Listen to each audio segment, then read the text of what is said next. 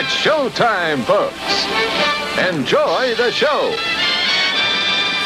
And a fine Saturday morning to you, gents. There are some exceptionally good garages in the world, you guys. I'm not kidding. Hi. Hi. How Good are you? morning.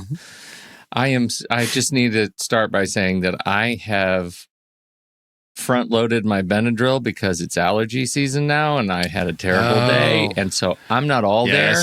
So I just want you to know we're in for a roller coaster. Could be just you guys, because I'll pass out. Could be a whole lot of Pete show. It's a big spectrum that we're playing with today.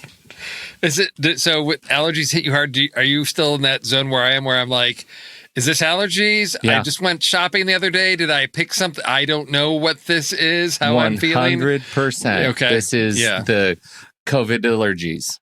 Yes, because exactly. the fear is still there. And yet, it's real. But then my wife is outside working today on the kitchen or the outside table, and she said, "Funny, like it feels like there's a quarter of an inch of pollen on every surface."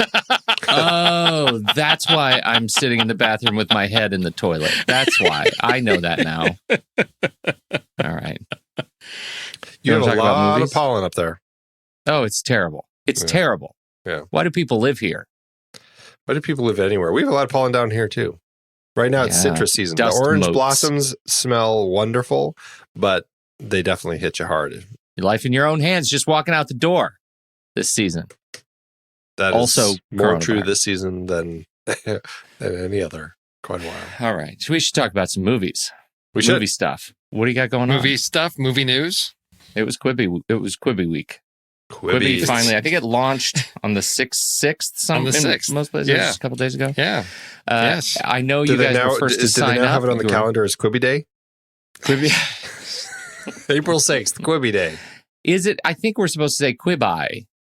Quibi, because it's quick bites, right? Quick bites? Quick bites? Quibi. Quibi? Like ribeye. But quickly. Yeah. Did you guys sign up? I know you're big on... trial periods, both of you. So did you sign up? I did not. I was more curious about it a while ago, and my interest has waned quite a bit over time. And now I've been getting, because I signed up for their, hey, sign up on our list and we'll let you know as soon as it's live. And then I've been seeing all the emails and now I'm just hitting delete. I've lost all my steam. I have to ask though, why are you just hitting delete? What is it that makes you delete hungry? I feel like part of it was like hearing all the sort of things that they were pushing to do with Quibi, like just like all the stuff that they were like their ads and stuff, that like Super Bowl ads and stuff. I was like, okay. Steve, have you signed up for it yet? There's what's there that's drawing me and compelling me to watch it. That's the question that I have. I mean, if there's something like Disney Plus, Mandalorian, yes, I'm interested in that. I'll sign up for the trial and then you'll get me pulled in. Oh, my daughter got a new iPhone. I got a free year of Apple Plus, so I've watched one episode of The Morning Show. Mm-hmm. And nothing else. Because I know there's other good stuff there, but it just hasn't risen to the level of, this is my first choice. And so with this Quibi thing, first off, if I'm on the couch, scroll on my TV, it's not an option because it's only on my phone. That's the other piece is I've got to sit with this little screen to watch little micro episodes of shows. And if I'm going to be watching video on my phone, I don't know, maybe YouTube. I don't know. I don't see there's no why. There's nothing that's compelling me to do this. So I one of the trailers that popped up, if you haven't seen it, is a trailer for The Stranger. I'm watching it and thinking, okay, that seems like a pretty compelling show. Guy gets in a car, a woman picks up a hitchhiker.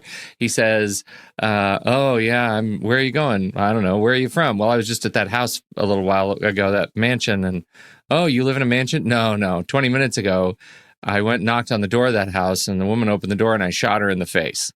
That's the premise of this show. And I'm thinking, you're kind of a famous guy. Maybe it was Dane DeHaan. Anyhow, Dane DeHaan.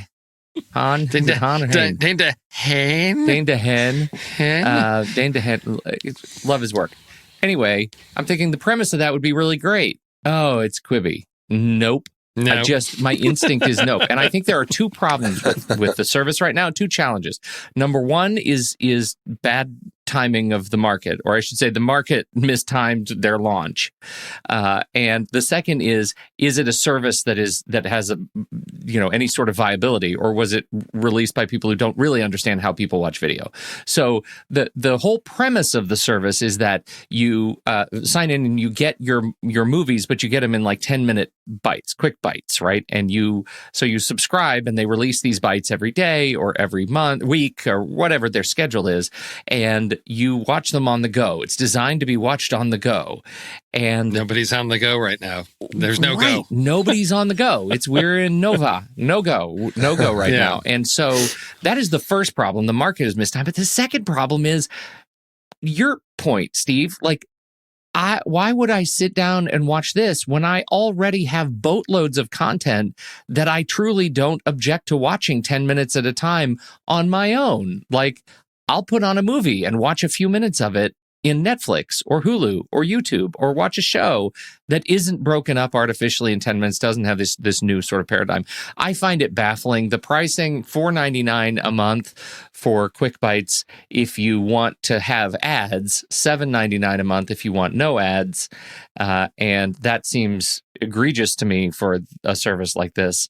I just don't understand it, and I think it's going to be challenged, and I think it proving out to be challenged. Maybe because of the market, but apparently launch day downloads for Quibi were, and this is an unfair comparison, I think, but according to Variety, 7.5% of Disney Plus's launch day downloads. Well, not a fair comparison, I know, but it is not great. I mean, I look at their lineup of all their different shows, and weirdly, maybe their website's not updated, although it's weird for a brand new thing. But like that Dane DeHaan show, it doesn't even show on here, and so that's very confusing to me because I'm like, where's that show? I've looked through every single show that they have. But the other thing is, like, I feel like it's probably more for people like my daughter who. She loves just laying around and watching stuff on her phone. Like, that's what she does a lot. That teenage mindset of just finding a dark corner of the house to just go sit and stare at her phone. And, but as I look at all the different programming that they have here, I'm like, I don't feel like what would she watch? Because I feel like it's a great service for somebody like her, but I don't know how much programming is on it that she would be interested in. This is a company that has said, we want to make the equivalent of a new aspirin, like a new Advil. And so we're going to just start from scratch and do new Advil. And the problem is Advil's already handled by YouTube. I just don't believe that your daughter is going to switch to a platform like this in favor of where everybody already is.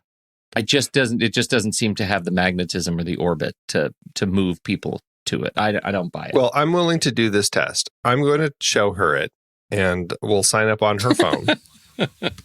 And we'll see. Next week, the week after, we'll do a Quibi follow-up. And okay, I want to do that. Let's definitely do that. What's the scoop? How has she found things to watch? Is she enjoying it, or has she looked at it and said, no, not for me? Yeah, give us an eye roll. Steve and I are going to come up with some other fun experiments you can try on your daughter. Wow! No. I hear the Skinner box is a real hit. No, I was going to say, Andy, give us an eye roll count of how many times has she been like, Dad, no, do you really want me to open that app again? Please. It'll be an at-home experiment. We've got plenty of time for this. Yes. Well, feel like we should keep these together. Speaking of digital services, Steve, you want to talk about Screenpass? Yes, I do. Have you guys heard about Screenpass? Not at all, but I'm all of a sudden excited about it.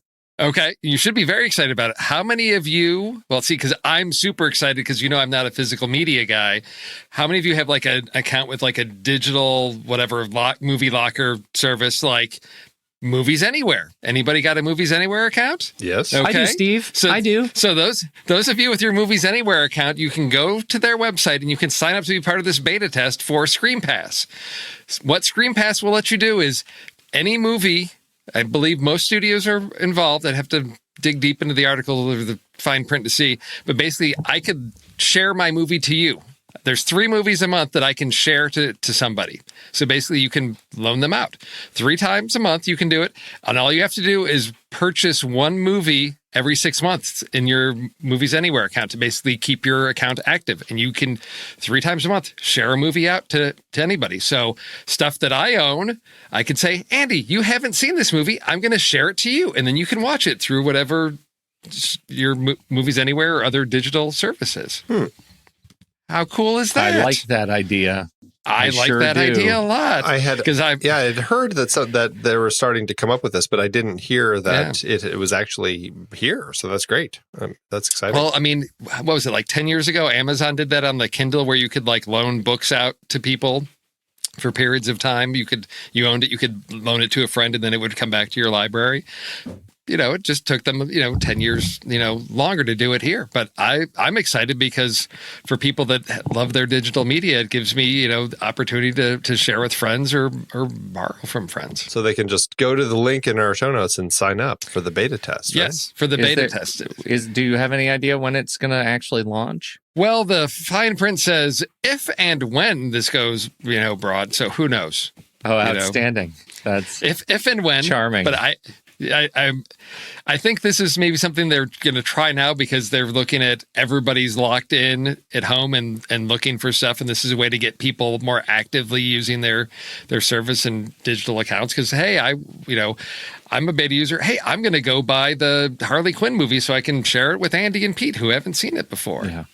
Maybe generate some revenue. We'll see. We'll see what happens. Something to revisit later this summer.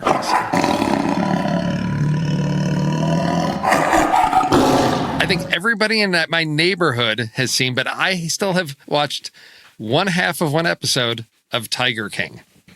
I haven't even watched the trailer. Andy, Tiger King? I'm with Pete. My wife watched the whole thing. She said, it was interesting characters, but it wasn't that great. So I haven't bothered. Okay. This is the thing that's baffling me because everybody's raving about it. I got halfway through an episode and thought, there's not much here. And you're basically exploiting these people. And this is one of the things that bothers me with documentaries that don't have a perspective on something. They'll just find some sort of like fringe group of people or unique personalities and basically exploit them for their film without anything. I have no point of view on this. I'm just showing you the trash of America. And that's what, Tiger King is here's these crazy people. Look how crazy they are. Don't you feel better about yourself while you're locked in your home? You aren't these people. That's my takeaway. I think that's my challenge too. Yeah. And also, if animals get hurt, I won't like it. Right? Well, you still should watch Don't F with Cats. I heard that's really, really, really disturbing. Well, it is in a few parts, but generally that's early, like the first episode. And because they scar you right up front, and then it gets going, right? Because what? They just scar you and traumatize you at the beginning, and then you just sort of passively go along for the rest. It's because it's a story about a guy who posts videos of himself torturing and killing some animals before it turns into him going out and killing a person. And there are people who have tracked him down on the internet, and they are so disturbed by what he's done that they actually kind of almost form this online posse and figure out who he is, but no one will listen to them because they're just internet, couch detectives. And they know who this guy is, but they can't stop him. And then he ends up killing somebody. He ends up taking it to that next level. And then everybody has to try to track him down. It's really fascinating. Highly worth checking out. It's on Netflix. I don't know, man. I got a lot of happier stuff to watch than that. Yes, and that seems really. I thought it was like a comedy. Like it was like, look what if you F with cats, look what cats will do to you. I honestly thought that it was like cat fail videos. It is definitely true crime. No. It is very much in the true crime genre, and it's it does have disturbing stuff. But I mean, a lot of it you're not necessarily seeing. It's just you're watching them watch it, and it's sad. Sounds great. Though Wow, what a horrible individual to follow. That makes my day darker. I got another one that came to us courtesy of the one, the only Nick Langdon. He pointed us to a letterboxed thread where a user had said, I need to know what makes a 5-star film. This is a list by user Lou Ferrigno. I don't think there's a relation. And he says, I have this habit of thinking how I rate what I watch to the point of overcomplicating how I want my initial impressions of the film to be presented. And Andy and I had a conversation similar to this about what happens as you're watching a movie. How do you know when the stars are falling off of your rating as you're watching it? And that's something that's a metaphor that's kind of stuck with me. Well, this thread is actually super interesting. I think there were some really well thought out responses in here. Got me thinking, hey, should we revisit how we decide what is a 5-star movie? I know that you guys probably overthink it more than me. I think it less than. Yes, because Andy will be like, really? 5 stars. I've got some quibbles. I'm pretty easy with He's my generous. 5 stars. He's like, 5 stars. I've got these issues with it, but 5 stars nonetheless. Okay, that's and I'm really like, good. I'm like a no. tomato critic. 1 star or a 5-star? Andy's the Gene Shalit. That's right. I loved it. That's right. The Siskel and Ebert circle of thumbs. That's right. Where apparently I default to 3 stars on everything unless I really, really love it. So I think that's... So you guys, I just watched a movie today, earlier today, that I gave 4 stars, and it's an incredibly strong film. I could see people giving it 5 stars, and you bring that point up, and it's like, did any stars fall from it, so to speak? Right. And I'm like, I don't think so. But for me, it still wasn't a 5-star film. It was an incredibly strong film, but I don't know. I guess there's an extra level that would still need to be in it to bump it up to that 5-star. This is, I really believe that this is a thing that we should do. We should look at, on average, how many total stars we've given over the last 3 years, right? Oh, wow. Okay. Let's just say you watched however many movies you watched. Maybe you give out a total of 400 stars in a given year. And then for 2020, you have to stick to that number. Oh, no. We're rationing our stars. I think that's ridiculous. We're rationing our stars. No, this is a great game. You're all for this kind of stuff. This is what if you on watch nothing but great films? See, it's terrible. That's right. Because then all of a sudden it's like, I have to give one of them a 1 star. You got to flatten the curve, Andy. No, you just stop watching movies. Just that's right. Nope. I've used my quota. No more movies this year. It's going to deeply refine what you think about great movies. There are a fixed number of stars. I really like this plan. I think you should do it. No, that's a horrible idea. Although it's a great idea. You both are terrible people. On Letterboxd, I can look at you can, if you're a paid member of Letterboxd, you have a page where you can actually look at your average ratings per year. And so in 2020 so far, my average film rating for the 2020 films is 3.42. What do you know? For how many films have you watched over that time? In 2020, I have watched 6 2020 films. Oh, okay. 3.42 times 6. So that means that over the next 6 films, you can only use 20.5 stars. Let's look at this is a great idea, you guys. Let's look at 2019. This is a great plan. 2019, I'm so my glad you're on average board. was 3.6, and that was 69 films. So what does that mean? Okay, 3.6 times 69 is 248. So I'm going to be generous with you. 250 stars over the next 70 films. This is going to be fantastic. I love this plan. You do it first. I don't have such a rigorous... I think we've all been through this. I'm terrible at rating movies. Well, it is hard for me to do. Now you have reason to strengthen your game. I want my reason to be your reason, Andy.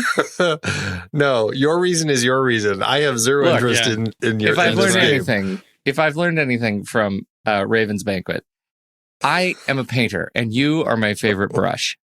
Does that sway you at all? No. We're in this together. Good luck, though. Sure. Good luck with all of that.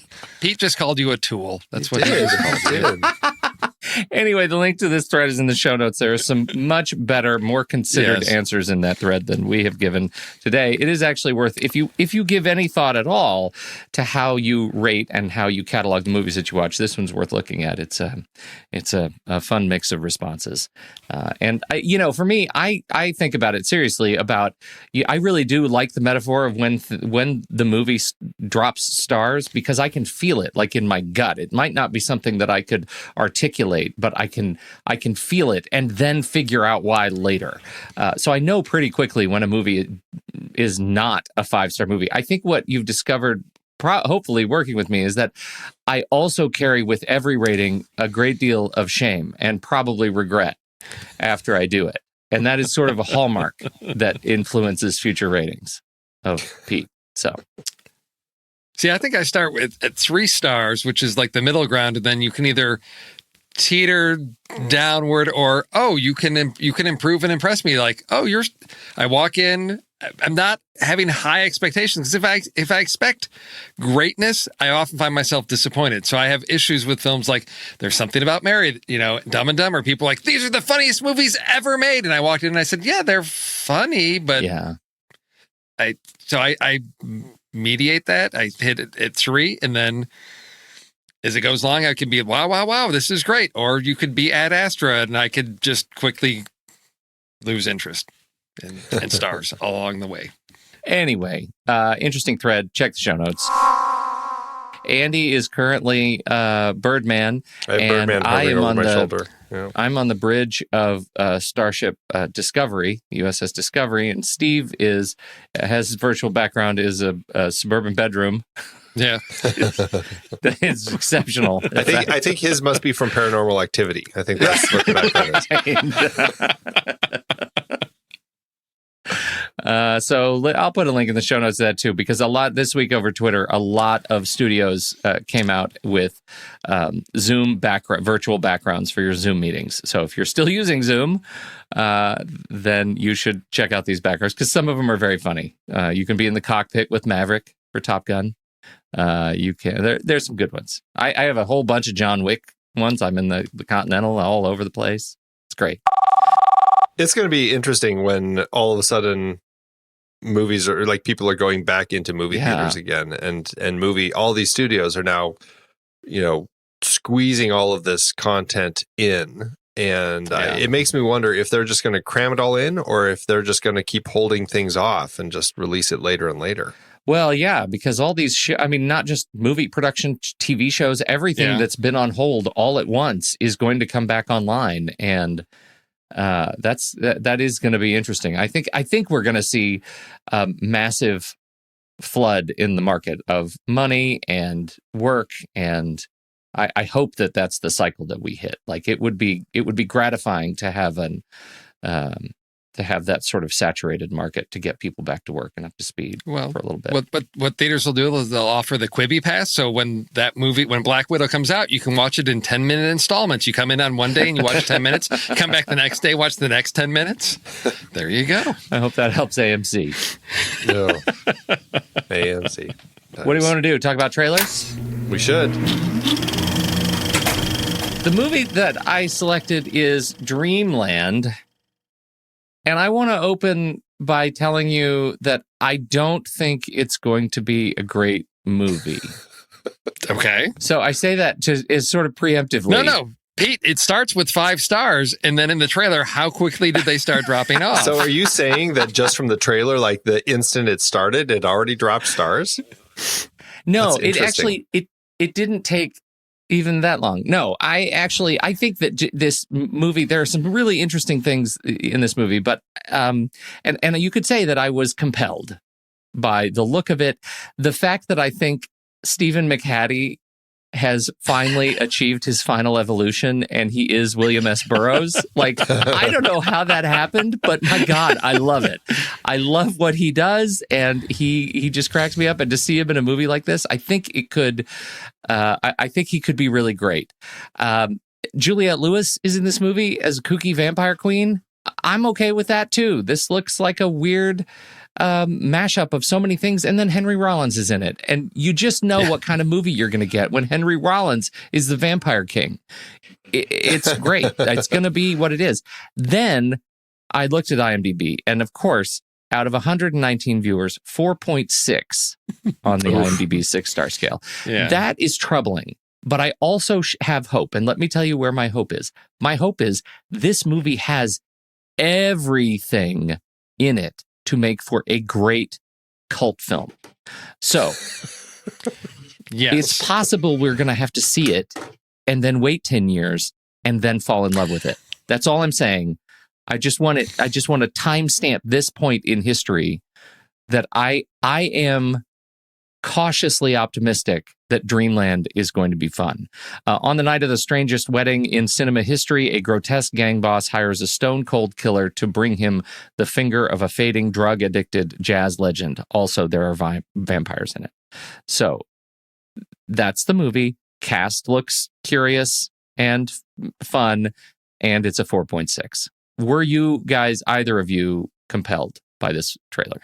My first thought was, yeah, here we are. This is definitely the peak of the doldrums for the trailers right now. And that was pretty much my last thought, too. Sad to say. It's possible it's a fun late night sort of thing. There's definitely that possibility. It's got an interesting cast, so it could be something that would be.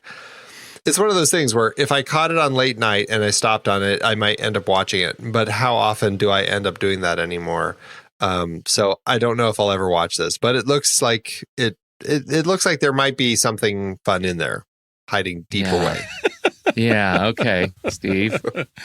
Well, the one thing that caught me that I thought, oh, maybe, is that it said from the creators or the people that brought you Pontypool, which I don't know if you've seen it, Pete. That's a zombie type of thing. So I don't know if you've seen it. Yes? I haven't seen it, but in fact, it was just today. I was very intrigued by it. I not even heard of it until I looked it up after seeing the trailer of this. Yeah. So it wasn't a great film, but it did something interesting in the execution of the idea. So I thought maybe there's something in this, and this is just a really poorly cut trailer, because there's some interesting pieces. And I agree, this looks like one of these like late night cult classics where it's odd enough, but as you get into it, it has a really strong sense of what it wants to be, and that's something that's not typical, and it's going to just fully embrace its oddity and weirdness. And if it does that, I think it could be really successful at what it does. I can't guarantee that, but I'm optimistically hopeful that this is one of these unique, weird, odd, late night cult favorites. Oh, good. I'm glad. That feels good. That's what I wanted, and I got it. I'll take one for two of you. That's fine. That's fine. This one is, and we're not right about Stephen McHattie. He's great, and makes me want to go watch, The Strain again, and Watchmen, and he's such a fun face of an actor. When does this come out? It's comes out as the tab loads April 14th in the UK. And we don't have a US release, but I assume it's going to be pretty quickly after that. We should see it pretty soon because it got its digital and DVD premiere in the UK on April 13th. So it's got to be coming soon. Be on the lookout, Dreamland. Steve. That's me. And I'm right here in my wheelhouse doing a Netflix thing about high school kids. But I am always a sucker for when you adapt classic literature into a high school setting. Now, I wouldn't say it's like a strict adaptation, but I was surprised. I guess when stuff gets old enough and comes into the public domain that you can borrow those ideas and you don't have to attribute it as much. But I started watching this trailer for Netflix's The Half of It and thought, oh, it's a Cyrano de Bergerac story. You've got this, the smart sort of outcast, and there's the jock guy that wants to talk to the pretty girl, and he's going to recruit this girl to help him talk to her. And I thought, okay, this is interesting. And then it gets a little bit of a twisty thing because it turns into a little bit of a weird triangle. But this is just It looks like a lot of fun. I have not seen anything from writer-director what is her name? Alice Wu on this one. She's done one other film, but it's not anything that I had seen, which was 2004's Saving Face. Not any familiar faces in this for me, but it just looks like a really solid, just fun little rom-com type of story. And that's something I'm always all in for. Coming May 1st on Netflix. What did you guys think? I loved the look of this one. Cyrano is one of my favorites. I've always loved the story and the play, and Roxanne, I've always found it to just be really kind of a magical tale. And seeing this twist on it, I thought looked really fresh and original, and it looks like something that is going to be a lot of fun to watch. And just the way that these kids look, the whole concept, this small town, kind of these Chinese American, this family, and just everything about it, I thought looked really kind of a clever way to spin the story. So I'm very much looking forward to this one. Yeah, I think so too. I think the whole casting looks just great. What is her name? Leah Lewis? Is that it? Leah Lewis? Yeah. I'm telling you, she is a gem. I think she is going to go places. Yeah. She is so magnetic on screen that I think it's going to be. I hope that this is a strong career for her, because I just loved watching her play ping pong, watching her teach this guy. Like, I just think she was the best. The ping pong was amazing.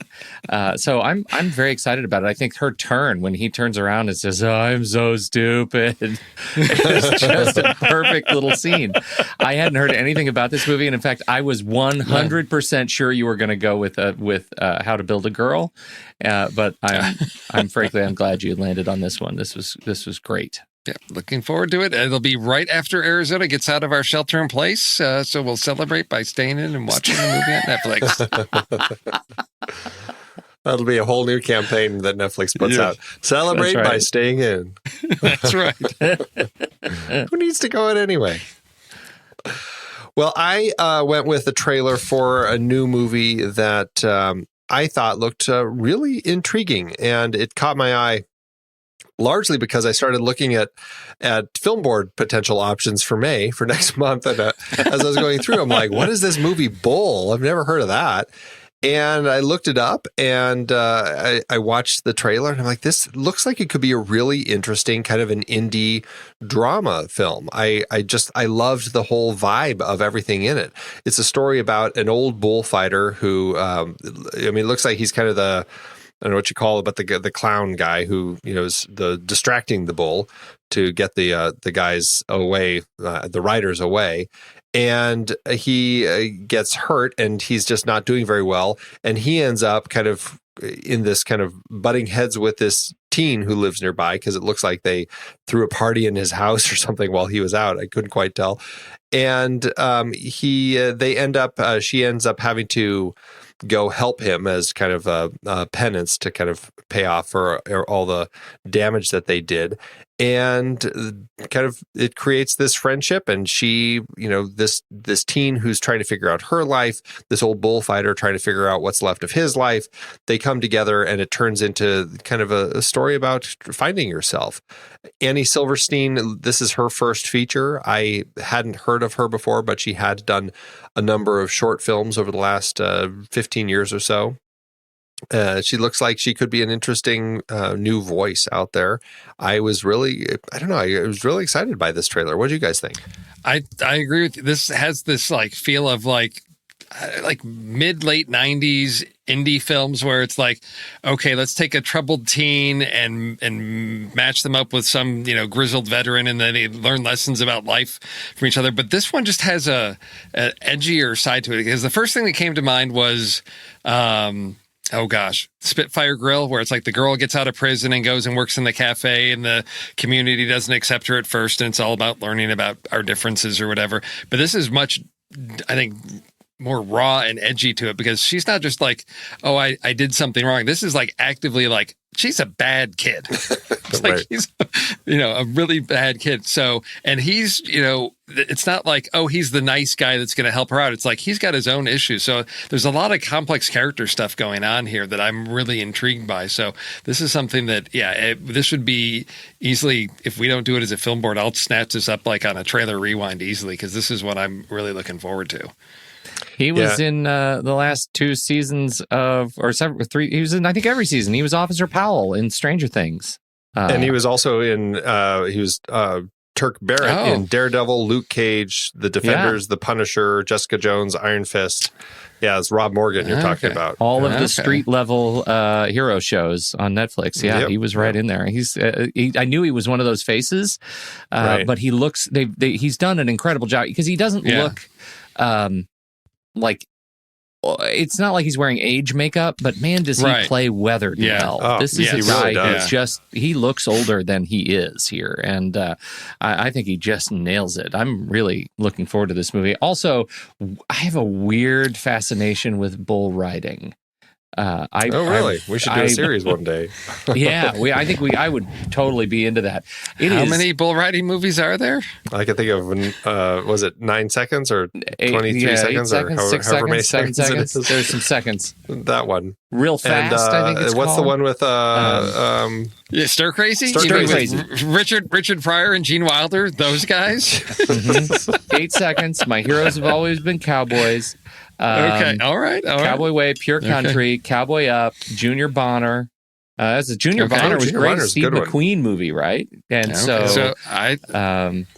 I think you do the bull riding movie that has cowboy name in the title, because then you get a twofer. You can do a cowboy bull riding series. Cowboy bull riding. Okay. When do I get to watch it? Well, it has been, from what I can tell, on IMDb, it still says June 18th.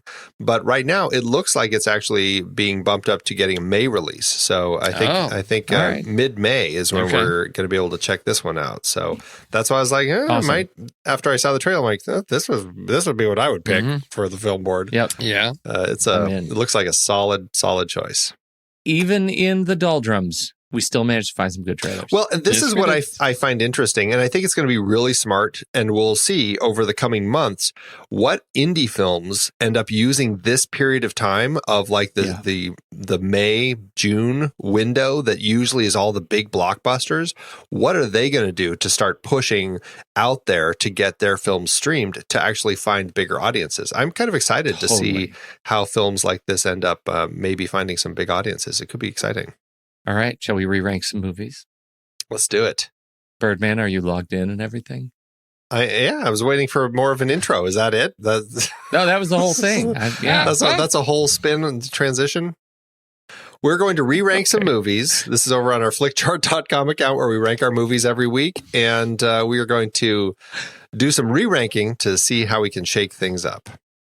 So we're going to look at 10 re-ranks. And starting with La Vie en Rose or The Shining. I will say The Shining. I will say The Shining. And Steve, you haven't seen La Vie en Rose, have you? That is correct. Next up, Big Fish, one of Pete's favorites, or one that he better pick, Stand By Me. I just rewatched Stand By Me, and I saw. Did you give it 5 stars? Absolutely. It's such a 5-star. They're both 5-star movies. How do you even do that? They're both 5-star movies. They're 5-star movies. One you better pick. Why do you say that, you smart mouth? Okay. Stand By Me is far superior. I'm going to pick Stand By Me. I'm going to pick Stand By Me. Yes. But I'm feeling a little bit judged about my love for Big Fish. I just want that on the record. There was already a tone in Andy's voice where he was like, really Pete's favorite movie. A lot of people seem to love it. As I should feel judged for being the one who doesn't love it. How's that? Does that make you feel better? Yeah, it does, actually. Yes, we're both judging you. Okay. Stand By Me. Oh, by the way, The Shining held steady at 85. Stand By Me held steady at 46. Next up, we have The Danish Girl or Mr. Smith Goes to Washington. It's got to be Mr. Smith. Absolutely. Steve, you haven't seen The Danish Girl yet, have you? Nope, have not. Mr. Smith held steady in spot number 3 on Ooh, our chart. That Yeah, would have it's been a way crazy high. upset. No, that's Oh, man. You're telling me I could get the Danish girl up at Girl the up top to the- and 2001 at the bottom, all with lucky rock, paper, scissors? Oh, man. Terrible. Next up, we have No. Star Trek Beyond or Aliens. James Cameron's Alien follow-up. That Star was Trek Aliens, Beyond? please. Definitely What is Star Aliens. Trek Beyond? That's the one with Idris Elba and Oh, is that what that was Yeah. called? Yeah. Oh, It okay. was. Oh, yeah. I Yeah. couldn't remember. now Yeah, you the The know. one where one. Simon Aliens. Pegg wrote himself a hero. Oh, yes. Yes. Oh, yes. Well, Okay, Aliens yes, held steady Aliens, in spot yes. 48 on our chart. Okay. Next up, we have The Town or No Country for Old Men. Ooh. Those are great films. I got to go with No Country, though. Yeah, I Yes. think I'll go with Yes. No Country. All right. No Country held steady in spot 89. Next up, we have Ocean's 8 Oh. or John Carpenter's Escape from New York. Escape from New York. Yes, there's problems, but Ocean's there are 8. problems. I'm going to say I'm going to say Escape from New York for sure. Yeah. But Yeah. Ocean's 8 was, it was fine. Yeah. And I will admit, it's been a while. I haven't seen Escape from New York as recently as you have, and so it's probably a lot of nostalgia talking. I think for a lot of But people, it's a still. lot of nostalgia talk. I'm sure of that. Everything I remember is like, yes, that's so cool. Yeah, it's just like if there was a Carpenter film to remake, I would say pick this one. Why remake Halloween again? I don't know. I don't know. He did. He remade it as Escape from L.A. Yeah, I guess Yeah. I guess my vote doesn't matter. I Yeah. think No. yeah. Okay then. Go ahead. But are you going to Yeah. pick, or you're just going to be non? Well, I came out pretty anti Escape from New York, and then I did the guest spot on the Escape from New York Minute, and it's still fun to talk about. But I think I would pick whatever the other one, Ocean's 8. I think I would probably pick Ocean's 8 over this Wow. one. Okay. All right. Well, Escape from New York takes it, and it held steady in spot 332 on our chart. That's telling. Next up, we have Drive, Nicholas Winding Refn's film, or Old Boy. Oh, man. That is a crushing pairing. Wow. That is. Oh man, Steve, tell me you've seen both of these? So I am just about to finish Sympathy for Mr. Vengeance because I'm working my way through that Revenge trilogy, so I have not seen Old Boy yet. Okay. Oh, man. It's quite I a love me- trilogy. Quite a Oh, trilogy. yeah. Yes, I know. That's one that I've been wanting to revisit, that whole trilogy. Geez. There's so many great moments in Drive that I love. I'm going to say I know. Drive. So, yeah. I'm going to say But I Drive. haven't seen it. Yeah. But see, I've heard Old Boy. I mean, it's a classic. Spike Lee it's- botched the remake, apparently. Oh, yeah. that was, like I said, when I go through Spike's films, I'm not going to revisit that one. Ugh, terrible. Embarrassing remake. I'm going to stick with Drive, Yeah. though. I feel okay with that. Yeah. Okay. I'll stick I'm- with Drive. I feel like I can go either way. Yeah, it's I a just, tough call. It's a really tough call. Really tough call. Well, let's see. So, Drive. that's okay. Holy cow. Drive was down in spot 183 on our chart. It just jumped up to spot 37 on our chart. Talk about shaking things up. Oh, wow. Yep. Yep. Okay. Nice. That's quite a leap. Next up, we have Chinese Puzzle. That was the third in the Spanish Apartment trilogy, or Live Free or Die Hard. Oh, Why does that keep showing up so I much? don't know. The thing but- about Chinese Puzzle is that it was redemptive in a lot of ways for some of the kind of egregious sort of bits of sexism in the prior two movies. There was still a lot. There was still a lot. still I a just lot, find it yeah, still but- incredibly problematic. Incredibly problematic, Andy. I don't Yeah. think incredibly is the right Oh, one. I definitely think so. I'm sticking with Live Free or Die Hard no matter what you say. Well, I'm going to go with that too, but you don't have to be so snobby about it. 1 or 5, Pete. 1 or 5. Next up, we have Only Angels Have Wings. Wait. So what happened on that re-rank? That was Live Free or Die Hard. We both. Yeah, but did it stay in place? Oh, sorry. Live Free or Die Hard held steady in spot 110. Okay. Yes. Okay. Only Angels Have Wings or Predestination. Oh, Predestination. Predestination. Steve, have you seen that? Yes, I've seen Predestination. Okay. You haven't seen Only Angels Have Wings. No. You should. It's on the Criterion Channel, I'm sure. I know they released it on disc. It might be in there. Yeah. It's an interesting one worth checking out once. Such a nice sell there, and it's really worth watching once. Well, it's Cary Grant, Jean Arthur. I mean, it's an easy film to enjoy. Okay. But it's not one that I feel like revisiting. But still, I enjoyed it. I definitely did. Okay. But still, Predestination is our pick, and that held steady in spot 111. Next up. Under the Cherry Moon or The Verdict. Definitely The Verdict. I believe Under the Cherry Moon currently holds the spot in last place on our chart. Are you kidding me? All right. I am gaming the system now. Verdict. Let's do it. The Verdict. No, because I have Under not seen the Cherry Moon. I have not seen it. Sorry, Andy. Otherwise, I would be. You're killing me. Come on. This is going to be bad. I need you to know that list, right? I recognize what's going on here. I am a full and able party in this transaction. I deeply want to rank more movies against Under the Cherry Moon. No, this is the last one. We'll end on this. Unless we need to redeem it afterwards. We'll see. It is The Verdict, but I really want Under the Cherry Moon higher. Yeah.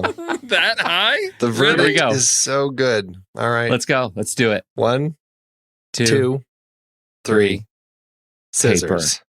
You're safe. Thank You're safe. God. The Verdict held steady at spot 285. Glorious. 285. Well, at least it wasn't like Mr. Smith Goes to Washington or something in spot 3. That would have been a serious mess. Holy cow. All right. We're done with ranking for tonight. Call it even there. That's it. Thank goodness. What are we doing for the list this week, do you think? On our lists, which we have, we post over in Discord, which I just realized I don't even have open for some reason. We have, there it is. Yeah, so we had, it actually ended up coming in fairly close. I was surprised because very early on of the three options, we're talking about The Little Drummer Girl this week, George Roy Hill's 1984 film with Diane Keaton. And the three options we put in were Middle East conflict movies, bombing plots, or spy romance. And bombing plots and Middle East conflict movies ended up pretty close, neck and neck almost. But Middle East conflict movies did, in fact, hold the top spot. And that is what we will be basing our list on this week.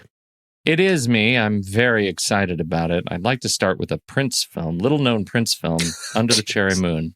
Somebody was from the Middle East in that movie, right? They went to Greece. I don't know. 18. He's getting the tabs. You very excitedly told me that you grabbed the first spot earlier today, so I assume I was eager. You were ready. I was an eager I think you're more excited to have the first spot and forgot the fact that you actually had to go first. That I actually had to write my list down. No, I am. Yes. It's true. The problem is that I just want to get this in because every time I have the opportunity to talk about it, I want to talk about it. And I wonder, Andy, if you've gotten there yet. Because this is a movie that I'm sure I have picked before from director Tony Scott. Writer Michael Frost Bechner. We're going to send CIA agent Nathan Muir as he recalls his training of Tom Bishop while working against agency politics to free him from his Chinese captors.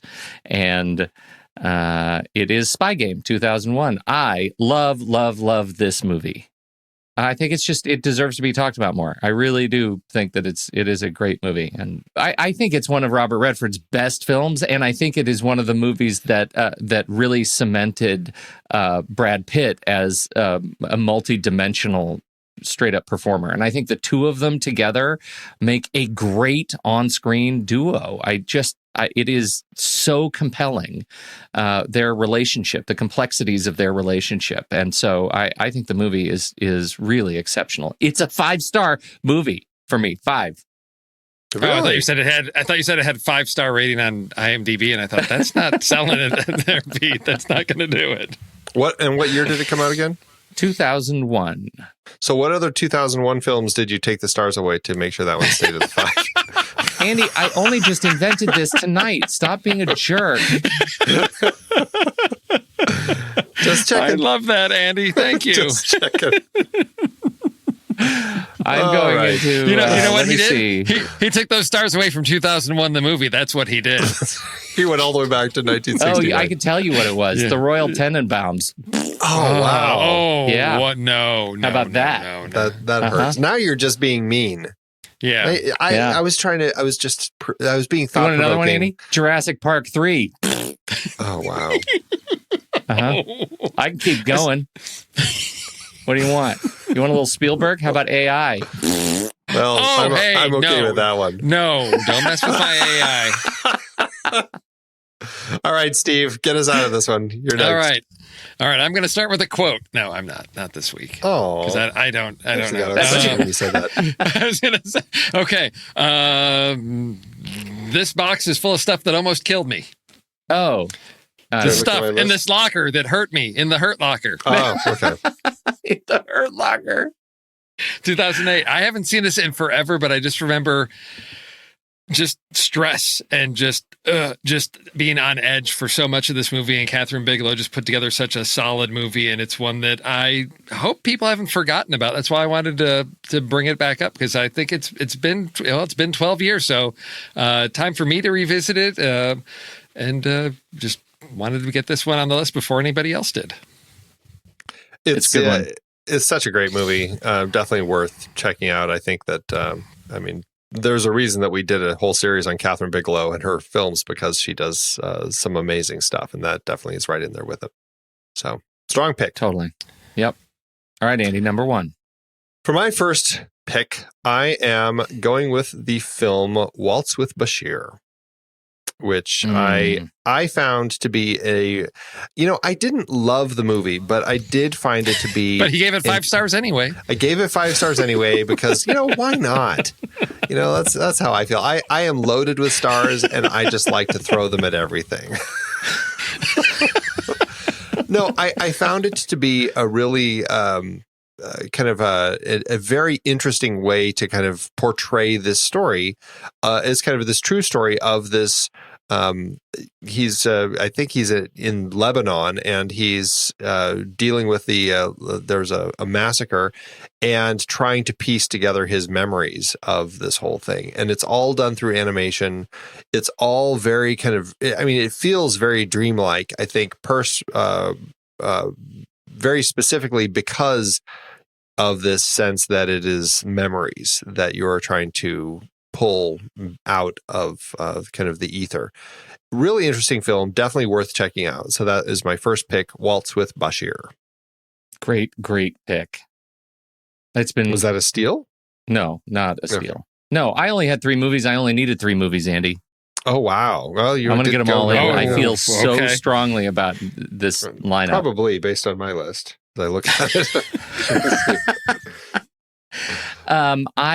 My next pick, I'm going to pick this because I think there actually might be a chance that it gets taken. So I'm going to get it in here now while it's my turn.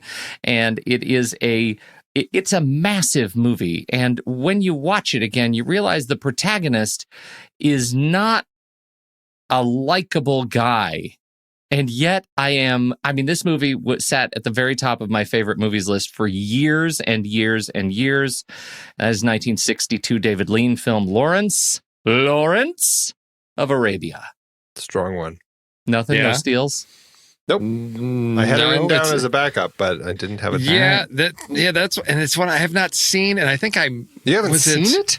Whoa, No, I haven't seen it in a long time. Okay. And I was going to say, no, I've seen it, but I think I missed an opportunity, like Fathom Events did a thing, or it was coming up this summer, or it was last, I can't remember, and I missed it. And so I was like, I wanted to see this one on the big screen because it's an amazing film. Film. I've seen it. A 5-star, totally 5-star film. Yeah, 5-star heart, totally. Peter O'Toole, Alec Guinness, Anthony Quinn, Jack Hawkins, Omar Sharif, Jose Ferrar, Anthony Quayle, Claude Rains. It just keeps going. The people in this movie that are exceptional. It is great. All right, Steve. Okay. So for this one, purists might say, well, that part of geography isn't really in the Middle East, but here's my sort of loophole around this. The Pentagon screened this film for officers and civilian experts who were discussing the challenges faced by the U.S. military forces in Iraq. So for me, there's my stronger connection to Middle East conflict with Battle of Algiers, which I just saw within the past year and was totally blown away by this film that is sort of docu-realism and how you tell a compelling story without like one main character, but capture so much of the complexity of what was going on. I was just astounded by this film. Yeah, That's an amazing film. Yeah, it's just amazing film. Totally. Man, I did not put it on my list. I'm kind of regretting that I didn't put it on. Well, I didn't feel it was quite. It wasn't right. really Middle East for me. So exactly. Yeah. Right. Yeah. But it still is a great film. All right. I'm really torn on which direction to go with my next pick, but I think I'm going to go with this film. And it is a film about two twins who go back to their mother's native country somewhere in the Middle East. It's never identified, but it is. It seems like it's sometime around the Lebanese Civil War. And the story, the way it unfolds, is just incredibly fascinating. And it really mesmerized me when I saw it. And it's definitely something I want to check out again. It is, of course, Denis Villeneuve's Incendie, which definitely needs to be seen if you guys haven't checked it out. Really fascinating film. It's one that I keep trying to track down where I can see that, where it's available for streaming. So it's somebody just reviewed it on Letterboxd. I think Martin did. Yeah, and I was like, oh, where is it? And it's like, okay, it's not Hulu, it's not Netflix, where is it? I'm going to just have to go out and rent this thing because it keeps, it's one I keep hearing amazing things about it. So. That's one I think we should find a way to work that into a series somehow because it also we just has need to do a Denis Villeneuve series and then we got it covered. Do it. Well, I think we've already, we've covered Prisoners. We've covered Blade Runner. Didn't we do Arrival as a film board we also? Did not. Yeah. No, we did not? Okay. I don't think we did. Yeah, as a film board? I'm pretty sure we didn't. I can find out. Yeah, Pete's going to pull up the list. Yeah. Sicario, maybe. Did we do Sicario? No. No.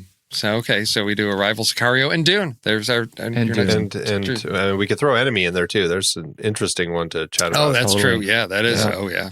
All right. Enough of this. I want to do my last pick because again, I cannot believe that I got it in here. Yeah, I think I know what it is, but go ahead. Well, I know that I'm guessing. I have some. I like David O. Russell. Generally, I like David O. Russell's movies. Yeah. I know that is not shared by all of us on the board, but I do like David O. Russell. Though I have it on good authority that even people who don't like David O. Russell's movies do like this one, and that is 1999's Three Kings. A group of American soldiers stationed in Iraq at the end of the Gulf War find a map they believe will take them to a huge cache of stolen Kuwaiti gold near their base. And George Clooney and Mark Wahlberg and Ice Cube are fantastic in this movie. It is another one that is a 5-star with a heart. It talks about it. It just puts us in a really interesting part of a story in an incredibly complex place. And I love the sort of collision of, those two elements, the ideological sort of worldviews that collide with what they are trying to do. And I think it is just great. I love that movie. I have not seen that in a long, long time. I remember a little bit about it, mostly the jamming the CD cases into the guy's mouth while they're pouring oil down there as they're trying to interrogate him or something. That's what I remember. And George Clooney, that was an early George Clooney movie career, wasn't it? That was 99. Yeah. 99. Yeah. Okay. That's another one of the great 99 movies. Truly. Yes, that's true. Yeah. All right, Steve.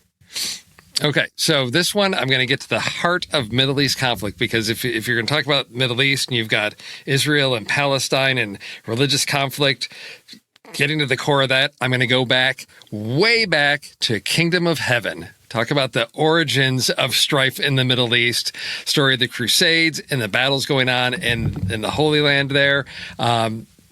recommending director's cut for anybody that has. That's the version. You forget the theatrical release. You just watch the director's cut of Kingdom of Heaven. And to me, epic storytelling, all about the core of conflict there in the Middle East. Were you watching me type that into the rundown, director's cut? I did that before you even said it. No. It is a good one. It really is good. Yeah, it's great. And that one, I picked that up. I don't know. I think you posted. It was some like 2 years ago. You posted, Pete, go buy this on iTunes. It was like $4. Yes, exactly. For the director's cut. And all the bonus stuff. Yeah, yep, all the bonus stuff. And you still haven't seen it. And you still haven't seen it, have you? Of course, I've watched it. Stop. And it's great. That's all. Yes. Well, I was concerned about steals, and I thought, let me have an outlier here that people aren't going to expect, because I had a couple backups that I thought for sure were going to get stolen. So I'm interested to see where Andy goes with his final pick here. For my final pick, I am looking at a film that I watched somewhat recently. I started going through the films nominated for Best Foreign Language Film, and it is the film Omar, directed by Hani Abu Assad from 2013. And what the big thing that stands out about this is that it actually was a Palestinian film, which was kind of a rarity to have. And so it's a really interesting story about a Palestinian baker who often, and it's a modern story, he climbs over the West Bank wall to go visit his lover on the other side, this high school sweetheart of his. And but then he and his friends get into this whole thing with some Israeli soldiers, and it turns into this really complex story about him getting caught and tortured and then incriminating a friend, and then just all of the stuff that kind of falls from that. As it's kind of the love story, it's the story about being on the wrong side of the wall and all sorts of stuff going on. A fascinating film, definitely worth checking out. It is Omar. So I was trying to find one that really stood out as right there in the middle of the conflict. So never seen it. On the list. No, it's worth checking out. Yeah. Definitely is. All right. That's a good list. Good sets of movies. What backups did you guys have? Any? Pete didn't have any. He already told us. Well, you're always thinking. Yeah. I knew that it would be controversial if I brought up Beirut again, so I left that. I had Argo on there, but I think we picked that pretty recently, or we talked about it at least. Jarhead. Kind of surprised Andy didn't do Charlie Wilson's War. Isn't that often that kept coming up on my? I've only seen it once. It's been a long time ago. It's kind of Afghan, yeah. And then you did Syriana on the show, right? Mm-hmm. Yep. Okay. Yep. And then what about Munich? Did you guys do Munich? We haven't done Munich. That was definitely on my list. That was the next one I had. Yeah. Yeah. Munich was on my list, and another one, Jimmy Carter, Man from Plains, documentary about Jimmy Carter on his book tour, trying to promote peace in Palestine. And, I just like to throw that one in there because I got to work on that one and got to be in the room with Jimmy Carter and Jonathan Demme. And how often does that happen? So never. Once, I think, and you were there. That was that one time. That was pretty cool. Pretty cool. That's fantastic. Well, that's a good list. What are we going to do this week? We are talking about Tinker Tailor Soldier Spy as we close out our Jean Le Carré series. And so I feel like nicknames or cover names of some sort. Code names? Good code names. Definitely needs That's right. to be We're talking option. about code names. Yeah. That's I mean, it's in the title. Yeah. Right. So we definitely that's a good one. Best eyewear. I keep thinking about been a long time Gary Oldman. Like those, the thing about Gary Oldman in this movie that he's just sort of. What about quiet performances? Yeah, quiet performances. That's kind of what I'm thinking. But the other one is like transformational performandperformances. Because like it doesn't take long before you realize, before you just really stop believing that's Gary Oldman. That's Goldman himself, right? He's just some other guy. And so I think there might be room for a conversation like that. I don't know. But transformational? Do you want to do quiet and transformational? Have them both out there? Quiet and transformational? That's too much. Separate. Oh, separate. Oh, quiet performances. Two different things, yeah. Two separate things. Most compelling actor transformations. So like an actor getting like just lost in the like you can't see them. I have a hard time saying that with this one because I feel like if I was going to say that, I would feel it more with the one where he played Churchill, because I felt like, and then granted he's under a bunch of makeup, but still, like I felt like a real transformation for that one. Yeah, I'd say go with the quiet performances. So we got Codenames, quiet performances. There's some type of espionage and spycraft, but of course, there's plenty of that. But what about something, setting traps? Because there's the whole elaborate process they go through at the end to set a trap to catch the actual mole in their in the circus, right? It's quite a process to kind of, they got to get the one guy back to France to get elaborate traps. Yeah. Okay. Does that work? Sure. Pete? Let's do it. So the code names, quiet performances, and elaborate traps. All right. Can I just ask, does it have to be code names for people? Or could it be just best use of code names? What else are you saying? It could be code names for projects. Like Skyfall? Yeah. Yeah, you just took that off his list. Way to go, Andy. That was my goal. I don't know. I feel like it should be people. Okay. I feel like it should be people code names. I just want to get it out there in case there are rules. Yeah. There you go, Pete. You can't use the rabbit foot from Mission Impossible 3 anymore. But maybe that was a person. We don't know. Well, I'll get that up in the Show Talk channel over in our Patreon feed for those of, or in our Discord feed. So those of you can pop over to Discord and you can get your votes cast this week and determine what we're going to do with our lists for next week. How do they get into that channel, Pete? Oh, well, you would head over to patreon.com/thenextreel or thenextreel.com/Patreon, and you'll be able to join the community of folks who are supporting the work that we do. We've got the Marvel Movie Minute going on. There's 5 episodes of podcast goodness a week. Plus, we have Andy and I doing the regular show. There's 6. Plus, we have Steve doing the a trailer rewind. That's 7. Plus, we have Saturday Matinée. That's 8. Plus, we have, I'm sure there's more. There's 8, though, a week. No, there are. Yes, there are. There's a huge team working in the background to make sure all that stuff happens. And we really appreciate your supporting the hosting and the costs associated with producing and hosting that many shows a week. So we sure appreciate it. If you get anything out of that, we sure would invite you to check us out, patreon.com/thenextreel. And if you don't want to join that, you could head over and get some merch. Yeah, there's merch at thenextreel.com/merch, and you can buy stuff on stuff. You can get your Next Reel logo on a shirt, on a mug, on a hat, on a goat, on a boat, in a car, on the river. I don't know. You can get your stuff with our stuff on it to share that you're fans of our stuff and let the world know about the stuff that you listen to on our podcast. Your stuff, the merch with our through stuff. Our stuff. Your stuff with our stuff. Exactly. Yeah, that's how it goes. That's it. Thank you. Thanks, everybody. Have a great week, everybody. Hondo.